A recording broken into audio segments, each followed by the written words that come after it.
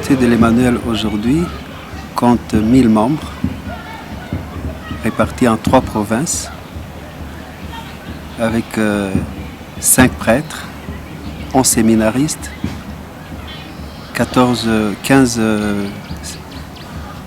consacrés dans le célibat, un frère consacré dans le célibat et beaucoup de jeunes. Pendant le week-end des 25 ans, une soixantaine de personnes se sont engagées dans la communauté de l'Emmanuel. C'est une grande grâce parce que tout engagement nous tire vers l'avant.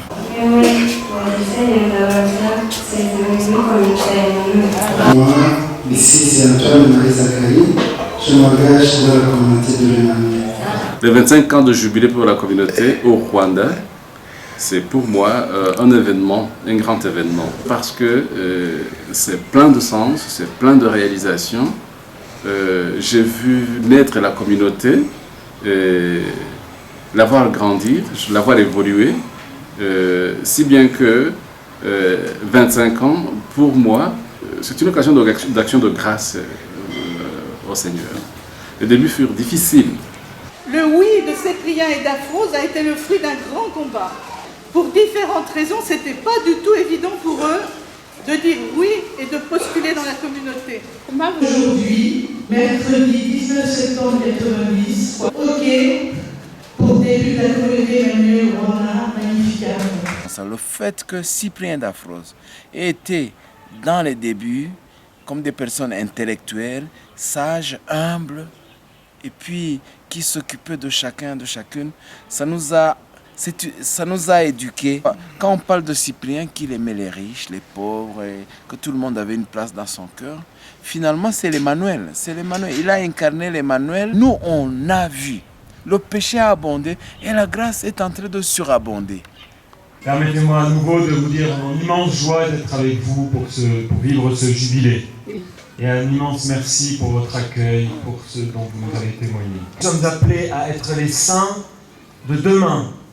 Nous n'avons pas de honte à dire que nous voulons être saints. L'évangélisation, la mission passe par ce témoignage de la communion joyeuse des états de vie. Vous savez, mes frères et sœurs, ça, c'est le secret de l'Emmanuel. Là où on le vit, ça rayonne, ça brûle.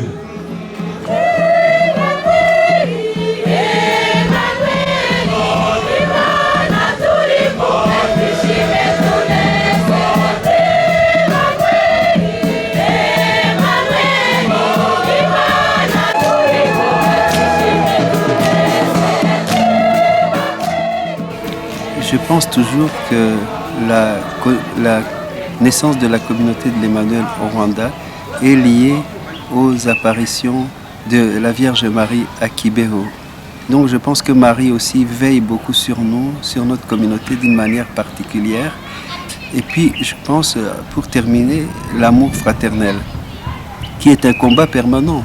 L'amour fraternel dans ce pays qui a été déchiré, des divisions extraordinaires de toutes sortes, régionales, ethniques. Et le Seigneur a créé vraiment cette communauté pour manifester que la fraternité était possible.